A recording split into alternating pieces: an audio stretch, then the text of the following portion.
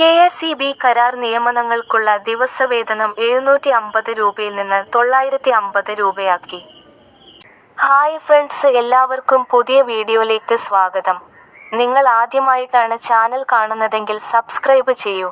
എന്നാൽ മാത്രമേ നിങ്ങൾക്ക് നോട്ടിഫിക്കേഷൻ ലഭിക്കുകയുള്ളൂ. ഇലക്ട്രിസിറ്റി വർക്കർ നിയമനത്തിന് യോഗ്യത SSLC-യാക്കി ഉയർത്തുന്നതോടൊപ്പം വൈദ്യുതി തൂണിൽ കയറാൻ സർക്കാർ നിർദ്ദേശിച്ച ശാരീരികയോഗ്യത കെ.എസ്.ഇ.ബി. ഒഴിവാക്കി. വർക്കറാകാനുള്ള സർക്കാർ മാനദണ്ഡങ്ങളിൽ SSLC വിജയം, 2 വർഷ ITI, ട്രേഡ് സർട്ടിഫിക്കറ്റ്, വൈദ്യുതി തൂണിൽ കയറാനുള്ള കഴിവ്, ഇരുചക്രവാഹന ലൈസൻസ് ഉൾപ്പെടെ ഉണ്ടായിരുന്നു. എന്നാൽ തൂണിൽ കയറാനുള്ള ശാരീരികയോഗ്യത ഒഴിവാക്കിയാണ് ബോർഡ് ഉത്തരവ് ഇറക്കിയത്. അംഗപരിമിതർ യോഗ്യരല്ലെന്ന സർക്കാർ നിർദ്ദേശത്തിൽ ഉണ്ടായിരുന്നെങ്കിലും സർക്കാരിന്റെ പ്രത്യേക ഉത്തരവു പ്രകാരം യോഗ്യതയുള്ള അംഗപരിമിതരെ പരിഗണിക്കാമെന്ന് ബോർഡ് ഉത്തരവിലുണ്ട്.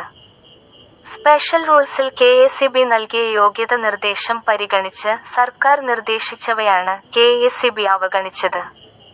ഇനി ഈ ബോർഡ് യോഗ്യത നിർദ്ദേശ ഉത്തരവ് ഉൾപ്പെടെ PSC അംഗീകരിച്ചാണ് നിയമനം നടത്താനുമാകുക.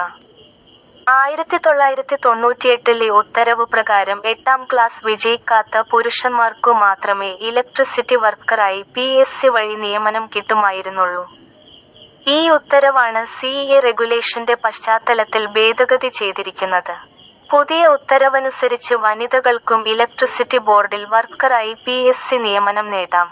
കരാർ നിയമനങ്ങൾക്കുള്ള ദിവസവേതനം 750 രൂപയിൽ നിന്ന് 950 രൂപയാക്കി ഉയർത്തിയതോടെ ധാരാളം പേർ സെക്ഷൻ ഓഫീസുകളിൽ കരാറിൽ ജോലി ചെയ്തുവരുന്നുണ്ട്. കെ.എസ്.ഇ.ബിയിൽ നിന്ന് വിരമിച്ചവരും ITI യോഗ്യത നേടിയവരും ഇവരിലുണ്ട്. നവംബർ 30-ന് ഇവരുടെ കാലാവധി തീരുന്നതോടെ ITI യോഗ്യത ഇല്ലാതെ വിരമിച്ചവർക്കുള്ള പുനർനിയമനം ഇല്ലാതാകും. കൂടുതൽ ITI യോഗ്യതയുള്ളവർ സെക്ഷൻ ഓഫീസുകളിലെത്തും. കെ.എസ്.ഇ.ബിയുടെ യോഗ്യത നിർദ്ദേശം PSC അംഗീകരിച്ച ശേഷമാണ് പൊതുനിയമനങ്ങൾക്ക് യോഗ്യമാറ്റമുണ്ടാവുക.